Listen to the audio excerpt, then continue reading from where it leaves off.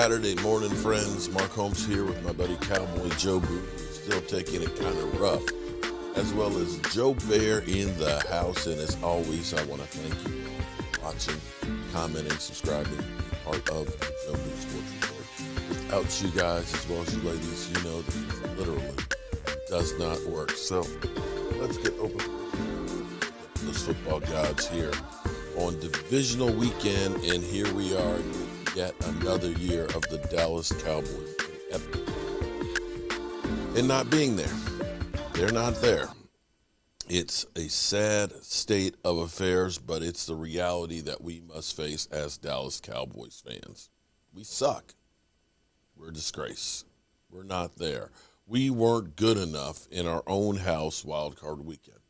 Comes that realization. Now the question is what are we going to do about it? Jerry Jones is mad as hell.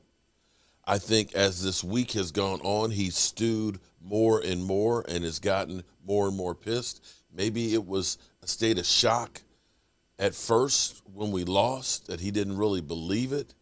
And then the nail in the coffin was the Mike McCarthy malarkey press conference, because you looked at that and said, this guy doesn't know what the fuck he's doing. Excuse my language. But I think that's what Jerry Jones came to the conclusion of. When you hear all the things he said in there, if there's a person out there to be replaced that will make us better, I will do it. And if you are Mike McCarthy, you can't assume that you're the smartest guy in the NFL out there for that position. So Jerry Jones says he's got a lot of thinking to do. The only thing about Jerry Jones' thinking is sometimes you wait too long. You wait too long. We sat here and we watched him for a week let Jason Garrett continue to come to work before he decided to go ahead and get Mike McCarthy, who was sitting up in his barn that he had converted into Analytics Central. And it seemed like they were focused on just one guy as opposed to talking to multiple people. But be that as it may, Mike McCarthy wasn't the only one to receive Jerry Jones's venom. Have we seen the last days of Amari Cooper and with the Dallas Cowboys? Because it's truly been Amari Cooper has fallen out of favor with Jerry Jones. You'll remember he had COVID. He was unvaccinated. We had, of course, Michael Irvin saying, why wouldn't you do everything possible to protect yourself and to be ready for a Super Bowl run? He got COVID, missed 2 games, and when he came back, he was not 100%. That hurt some of that too, although that was during the season and not playoffs. But you could see how Amari Cooper, who, when he signed his contract, was the highest paid receiver in football. So he signed a 5-year deal, $100 million for the 2020 season. He was the highest paid receiver in 2021, with a $20 million base salary and a $22 million cap number. So here's the problem. When you pay a guy, now there's other guys that are now making more, and there will be more that make more. It's just the nature of the beast. The numbers don't go down. But with Amari Cooper last year, he was 39th in receptions with 68. 34th in receiving yards with 865. 37th in points with 8 touchdowns. And he was not even the leading receiver on our team. CeeDee Lamb caught 79 passes for 1,102 yards. And so Jerry Jones sitting here with, again, another failure, thinking, I went out and I got me a great receiver. I spent a #1 draft pick. I signed him to a $100 million contract, and he's not the guy right now. And add to that, even after the COVID situation, that you see him on the sidelines at Alabama. You see him on the sidelines at Mavs games. And he's not wearing a mask. He ends up getting fined by the NFL saying, hey, you didn't follow protocol. And it seems like that was kind of like, okay, kind of throwing it back at the Cowboys and Jerry Jones. And you had this feeling that Amari Cooper had checked out. Amari Cooper is a great receiver. He is a route tactician. Nobody runs routes more precise than he does. But here's the problem. If we go back to Raider history, where he had just kind of got, and checked out, you saw how his numbers tanked. Now, as soon as he got to the Cowboys, he was excited. You saw immediately how they clicked with Dak Prescott. And I believe that Dak Prescott loves Amari Cooper and wants Amari Cooper back. I don't think there's any question on that one. But Jerry Jones is the one who signs the checks. Jerry Jones is the one that has to make all these numbers work. And here's the problem for the Cowboys. We have a lot of big contracts that you look at and say, can we make it without? Is there a cheaper option? Is there a better option? So Amari Cooper, if we look at over the cap here, here's the deal.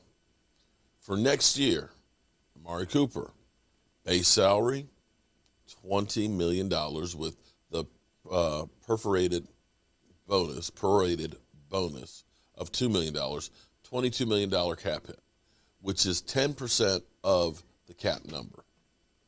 10%. 10%. You have to get from your stars, as some of the great Cowboys pointed out, you got to get your stars to shine when it's playoffs, when the big games come. And if you're spending 10% on one guy and you're only getting late 30s in productions, that's a problem. If there's good news, if Jerry Jones decides, hey, I want to move on from Amari Cooper, is all of his money was front loaded. Between the signing bonus and the guaranteed money, that was basically taking care of the first 2 years of the deal. If the Cowboys want to walk away, as long as they do it before the 20th of March, because this is the key day. The 20th of March was, or I can't remember which day it was last year, but that was the drop-dead day last year for Zeke Elliott and Jalen Smith's contract. Jalen Smith, had they decided to cut him before March 20th, or whatever day it was last year, he wouldn't have been as big a hit.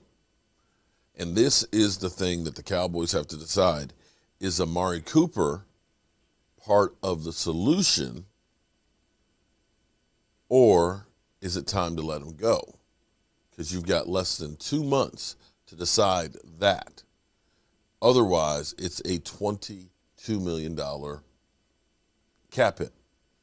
If the Cowboys decide to not redo that contract and cut him, they got $6 million in dead money, which sounds bad, but you get $16 million of money off his contract. And for a team that is currently $13 million over the cap, at least you got $3 million to play with, to start with just one player. And Amari Cooper's not the only one of those situations that we have. There's several players that you look at and say, am I better off keeping Amari Cooper, D-Law, Tyron Smith, Lyle Collins,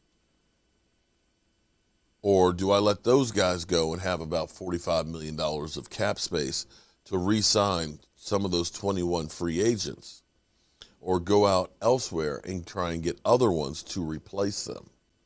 I don't have the answers to that. Only the Dallas Cowboys and Jerry Jones and Will McClay and Stephen Jones and maybe Mike McCarthy can give you the answers on that, and we'll be seeing a lot of this in the very near future. In fact, you're going to see a lot of movement on the Dallas Cowboys this offseason because we have so many free agents. If you really have a guy, like let's say hypothetically it's Randy Gregory, you want to say, I want to keep him. Let's say Jaron Kearse. Do you want them to have the opportunity to go out on the free agent market and sign elsewhere for big money? Sometimes a guy will look at that and say, they don't really care about me. They haven't offered me anything. Screw them. I'm glad to be out of here. Or do you go ahead and say, let's get this deal done before they have an opportunity to talk to somebody else. And some of these players, you're going to have that conversation. But the Cowboys must be under that $208 million cap number come the 20th of March. And guys like Amari Cooper, D-Law, Zeke Elliott, La'el Collins, Tyron Smith, you're going to have to decide if you want to guarantee that contract by March 20th. So it's going to be an interesting 2 months coming up here. So hold on to your hats. We'll see who the Cowboys re-sign. This was an interesting piece. I started listening to it from Rich Eisen. You know, Rich Eisen, he's not a Cowboy fan, but he seems more of an even keel than most of the talking heads. You know, most of them are shows to see who can yell louder than the rest. But Rich Eisen, you know, he's an old school talking head, you know, from the original days of the NFL Network. And he's a little more of a straight shooter. So let's listen to what they have to say as we get ready to get out of here. Since the 90s have lacked having a guy like that on each side of the ball that you're basically afraid Charles to Haley. lose because you don't want to have to face those guys in the locker room, because losing with them on board is a lot worse than just losing. So you become to Charles the point Haley. that it's almost to the point that you don't want to lose because it's not the fact for losing or winning. It's just you're afraid to lose because you got a guy like Michael Irvin and Charles Haley that you got to deal with. And I don't think the Dallas Cowboys have had a guy like that since the 90s. I really don't. I can't think of any that come to mind.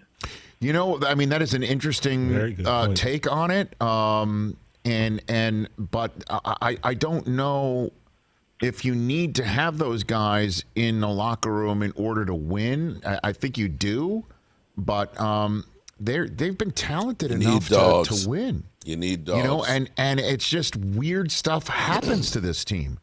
Weird stuff happens to this team.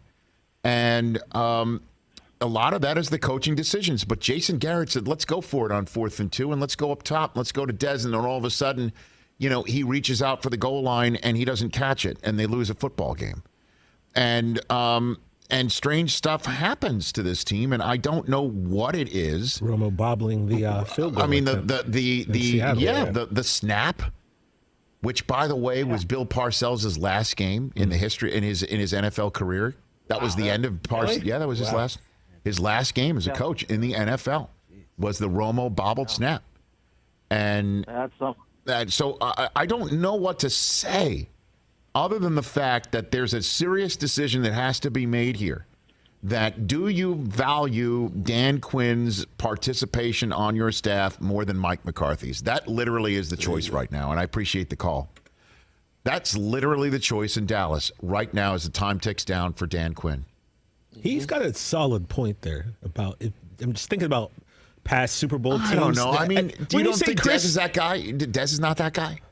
Dez kind of had a certain that guy, edge to him that you didn't. You're right. But I feel like each great team has to have, and Chris, your team has had the most success.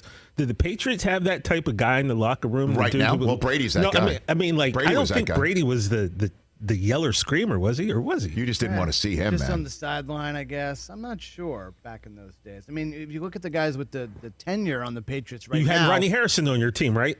Yeah, but it's like Matthew Slater now. It's Devin McCourty. It's Dante Hightower. Sometimes you just don't know who those guys are, I guess is what I'm saying. Like the Cowboys could have that guy right now. I don't know. Maybe it could be Randy Gregory. Could be Micah Parsons, I'm hoping it will be Micah Parsons going forward. Who's like the veteran? It would be Tank Lawrence would be like the vet guy. You know, it might be him. You know who it should be? It should be Zeke. Yeah. That's who it should be. Yeah. And I just don't know whose personality it is. It should be Dak, too. Like, you don't want to see this guy afterwards. I don't want to let him down. His point is, when you have like a Haley or an Irvin, right? Those type of guys who like you want to play for him, but they also they might put, I'm not saying fear, because these are all grown big men, so maybe not fear, but there are definitely, you said, guys that you don't want to have to deal with if you lose. You didn't seem to have a guy that was an example. You certainly didn't have somebody that wasn't keeping him loose in that locker room beforehand, as confirmed by the coach yesterday. But Rich, here's the deal about that, right? Like Mike McCarthy isn't like a speaker like you are, right? So when he says that and then he immediately kind of changed his thought. So I'm willing to give him the benefit of the doubt. Like, here's what you can't give a benefit of the doubt to, and this is the stuff that happens at Dallas Cowboys. 14 penalties, half of them on pre-snap. Yeah, weird stuff like trying to extract another either 5-yard penalty or first down after you complete a fake punt by threatening another fake punt or a pass from your punter to try and confuse the defense. Why can't you just use the momentum of the fake punt and try and score? You gotta extract another 5-yard penalty or another time out of it? Trying to outsmart people when you're clearly not situationally well enough to execute it properly? That's just true. You know, I mean, it's still here on Peacock and SiriusXM. I mean, that's the issue here. That's the issue, and that falls directly on the head coach. And he could sit there and say 1,000,000%, I didn't expect it.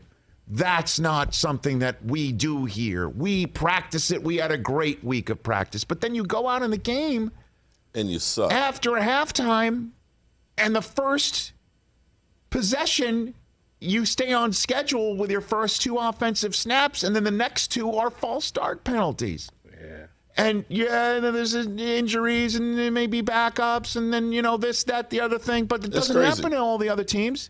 Didn't happen to the Rams. Didn't happen to the 49ers. And it's very simple in this world. You blame this on the coach. You blame that on the coach. Who else are you going to blame it on? Because you're not firing Dak, and you're not firing Zeke, and you're not firing Cooper, and you're not firing Parsons, and you're not firing fill in the blank. You could keep going. Diggs, the whole thing. They're very talented, and they should not have a performance like they had on Sunday. And you certainly need to get a shot at the end zone with the opportunities you got dropped out of the heavens by the football gods, as the Cowboys did have bestowed on them, despite all of those mistakes, had a chance to win the game, although Zerline would have missed the extra point. But, so they had a chance to win it. That was the and fourth from the quarter, 40-yard line, chose to run it and get one more shot from the 24 as opposed to 2 from the 40, and you got 0 in the end because you're trying to be what? Smart, cute, just like you do by keeping your special teams unit just converted a shocking and momentous fake punt. Keep them out there. For what? To get another timeout? Yeah, we didn't just swing momentum. We didn't just keep the ball. We want another timeout from you. We were trying to sneak another timeout because what we've just done is not good enough. Outsmarting ourselves. Funny, Mitch. You're saying all these things about the Cowboys, and I was thinking, didn't we just have this conversation about the Lakers? And who is... Yeah, we'll end it right there. But, yeah, I am with you on the Charles Haley type of a player because Charles was about winning. Charles was also a prankster. Charles was raw about his joking. Charles would do some shit, excuse my language. He would do some shit like, I can't believe this mother humper just did that. And would just get you to, and it would be, I'm telling you, crazy shit. That literally just kind of taking away all the nerves. But then if you messed up, as Steve Young found out, he's going to come after you. And I don't know that there's a guy that they have a great point of that there's been a guy on the Cowboys that you look at as that crazy mother humper, that dog that's going to get in your face, that you're going to be more scared of losing and facing him than facing the opposition. Somebody had told me that Dak Prescott loves his teammates, but understands he needs some dogs, that he needs some guys that are crazy motivators that are ready to run through a brick wall. And I've said for years on the defense, I don't know that we have had a great leader. Sean Lee was a great leader as far as play on the field when he could stay on the field, but he wasn't that emotional lift. And I'll give you an example of a guy who's a dog, who's dedicated, who is a leader. He sat right here, and I said years ago, this is the kind of guy we need on the field, and that was Demario Davis. Demario Davis, God-fearing man, but I'm going to tell you, if you mess up, he's going to be in your face, and he's going to be leading by example. And the Dallas Cowboys, we can hope and pray that that becomes Micah Parsons, because as a rookie, I don't know that you step in immediately and become that guy, but you can see already where he is talking about Jaron Kearse, talking about his quarterback and things. He is becoming an emotional leader on the Dallas Cowboys. And let's pray that he becomes that junkyard dog that we need. Anyway, we will be live streaming the playoff games tonight. Playoffs? Don't talk about playoffs. You kidding me? Playoffs? Yeah, we got to be talking about playoffs.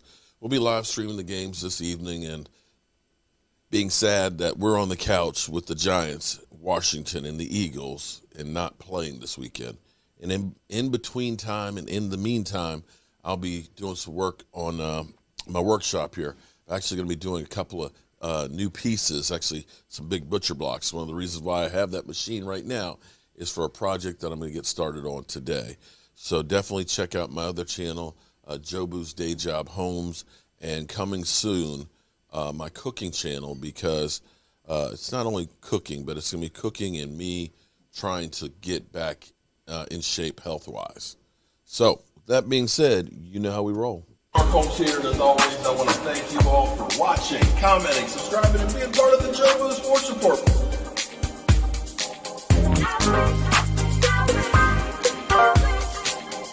You did one hell of a job, and the only thing else I got to say is,